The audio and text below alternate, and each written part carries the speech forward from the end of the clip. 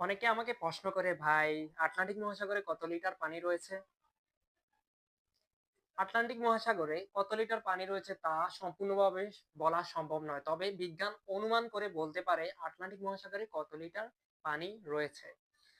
আমরা জানি পৃথিবীর প্রায় ৭১% হচ্ছে পানি। তার মধ্যে ২০% পানি রয়েছে আটলান্টিক মহাসাগরে। আটলান্টিক মহাসাগরে পানির পরিমাপ হচ্ছে ৩১০ মিলিয়ন ঘন কিলোমিটার।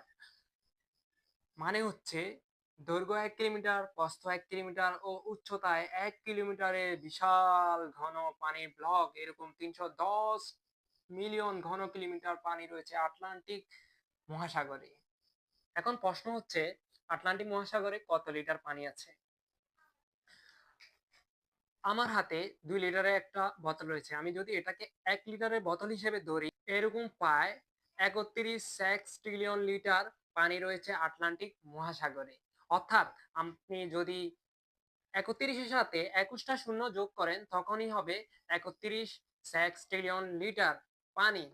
এবার চিন্তা করেন আটলান্টিক মহাসাগরে এরকম পানি থাকলে পৃথিবীর অন্যান্য মহাসাগরে কতটুকু পানি রয়েছে? পৃথিবী কতটা বিশাল আর এর পানির পরিমাপ কতটা বিশাল আর আল্লাহর সৃষ্টি কতটা বিশাল সেটা আপনি এই পানির দিকে তাকালেই বুঝতে পারবেন।